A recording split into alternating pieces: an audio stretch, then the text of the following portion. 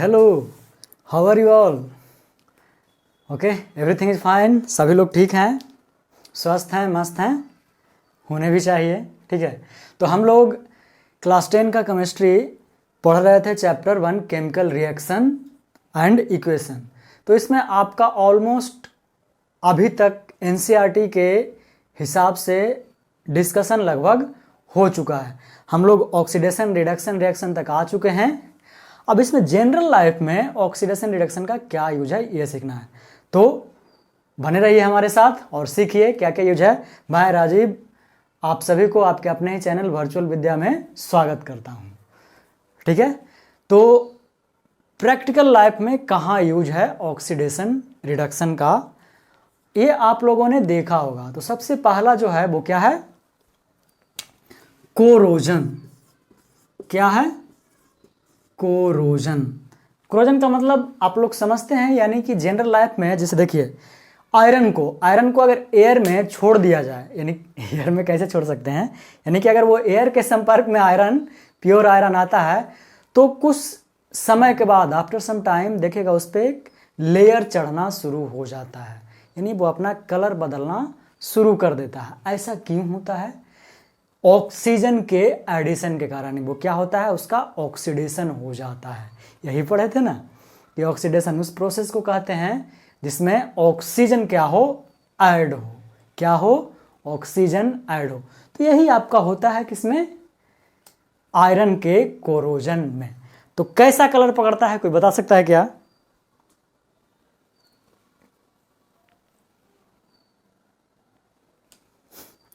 अरे आराम से देखे होंगे, रेडिश ब्राउन। कैसा कलर हो जाता है उसका? Reddish brown. जंग लगना जिसको हिंदी में बोलते हैं ना। ठीक है, तो ये है क्या होता है इसमें, फेरस ऑक्सीजन के साथ रिएक्शन करता है और क्या होता है, ऑक्सीडाइज्ड हो जाता है। यहाँ कोई दिक्कत है? देखिए सिर्फ यही एक कंपाउंड नहीं, आपको यहाँ तक चला आता है। ठीक है, Fe2O3 बेसिकली क्या करता है, ऑक्सीजन के साथ रिएक्ट करके ये ऑक्सीडाइज होता है। चूंकि क्या है, ऑक्सीजन का एडिशन ही आपका क्या है, ऑक्सीडेशन है। So this is one of the practical example we observe in our daily life. और कह सकते हैं डेली लाइफ में घर में एक छोटा सा कील भी हो, उस पर भी देखिएगा क्या लग जाता है, जंग लग जाता है। तो रीजन क्या है, यही ऑक्सीजन भाई सब क्या कर देते हैं, उसका ऑक्सीडेशन कर देते हैं। ठीक है, कोई दिक्कत इसमें पहला यूज में? सो इसके अलावा अगर बात किया जाए, क्या किया जाए, किसके बारे में, ऑक्सीडेशन के बारे में, तो अब जनरली आप पाते होंगे कि ऑयली यानी फैटी मटेरियल को अगर बहुत दिनों तक खुला छोड़ दिया जाए, अगर गलती से भी उसमें उसका ठिप्पी हल्का सा ढक्कन भी अगर खुला रह जाए, जैसे बटर का ही बात कर लेते हैं, बटर अगर पैक करके रखें तो ठीक है, जैसे ही खुला रह जाता है उसका स्मेल क्या होता है, चेंज हो जाता है। So this is also due to the oxidation of that fatty material. वो ऑक्सीजन के संपर्क में आकर के क्या कर लेता है, अपना ऑक्सीडेशन कर लेता है। ठीक है, तो दूसरा ये है changing of smell. Changing of smell दिख रहा है ना, एक बार जरा बता दीजिएगा, ये थोड़ा सा दिखता नहीं ऐसे। ठीक है, तो इसको स्टैंडर्ड टर्म में चेंजिंग ऑफ स्मेल को क्या बोलते हैं, रैंसिडिटी। अब रेन भी पढ़ते हैं बहुत लोग इसको, ठीक है, लेकिन रेन नहीं लिखा जाता है, रैंसिडिटी लिखा जाता है। कुछ लोग रेंसिडिटी पढ़ लेते हैं जबकि आई होता ही नहीं है।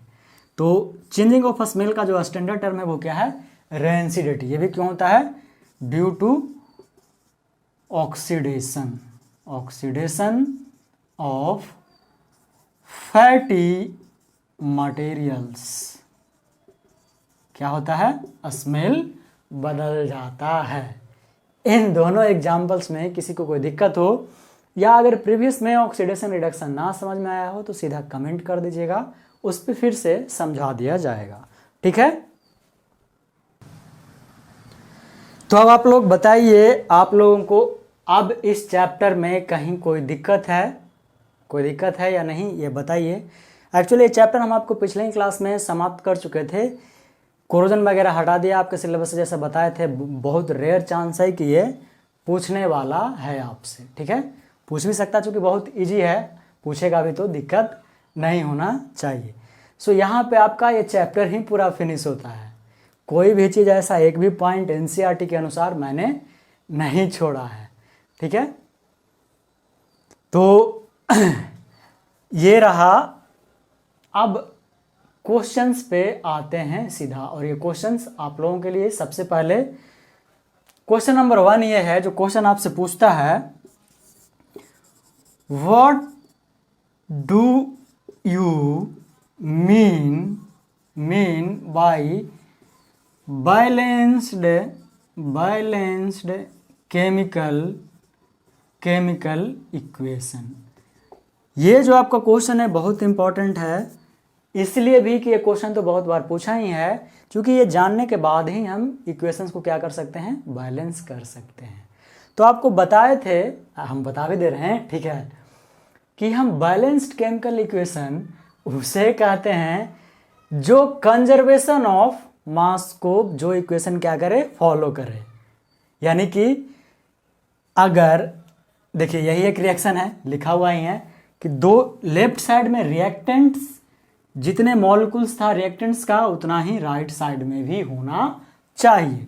तो इसको बैलेंस करने के लिए हमें ये करना पड़ेगा, 2 FeO Fe2 हो गया, लेकिन अभी भी O2 बैलेंस नहीं हुआ, 3 है, यानी यहाँ हमें 3 करना पड़ेगा। तो 3 दूनी 6, तो इसके लिए यहाँ 2, कोई ज़रूरत नहीं इसको 2 करने का, इसको 3 कर दीजिए। तो अब क्या है, 3 गो Fe अभी भी नहीं हुआ है। देखिए अभी भी हुआ है क्या, अभी भी नहीं हुआ।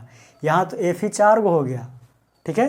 तो क्या करेंगे यहाँ 4 Fe, यानी 4 आयरन इधर भी, 3 2 जा 6, 3 2 जा 6 ऑक्सीजन इधर भी। This is balanced chemical equation.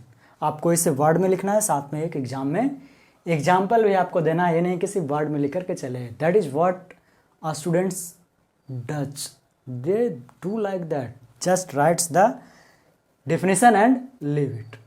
You must at least give one example to impress your examiners, because you have to. अगर आप इम्प्रेस नहीं कर सके आपने एग्जामिनर के, तो आपका मार्क्स जो 2 मार्क्स मिलना चाहिए, तो वो 1 मार्क्स कहीं लेकर के चलता बनेगा। तो इसमें वेरियस बहुत सारे क्वेश्चंस बनते हैं आपसे, ठीक है। तो अगला सेशन हमारा, जो भी आज बच्चे देख रहे हैं वो बिल्कुल भी मिस ना करें। सारे के सारे लगभग 15 मिनट के सेशन में आपको जितने सारे इंपॉर्टेंट क्वेश्चन आज तक पूछे गए हैं, मैं उन सभी क्वेश्चंस का डिस्कशन करूंगा, और ना हो सके तो उसको नेक्स्ट सेशन में भी बढ़ा दूंगा। दिक्कत क्या है, हमें तो पढ़ाना है, आपको सीखना है, घर में ही तो बैठे रहना है आप लोगों को, ठीक है। तो हमारे चैनल को बच्चों शेयर करना, लाइक करना ना भूलें, और सब्सक्राइब तो आपको करना ही है, साथ में बेल आइकन भी दबाना है। तो इसी के साथ ये चैप्टर आपका समाप्त होता है। किसी भी स्टूडेंट को कहीं भी कोई कन्फ्यूजन हो, सिंपली पिंग कर दीजिए कमेंट कि सर हमें यहाँ दिक्कत है, हम वहाँ फिर से आपको लेक्चर बना देंगे, ठीक है।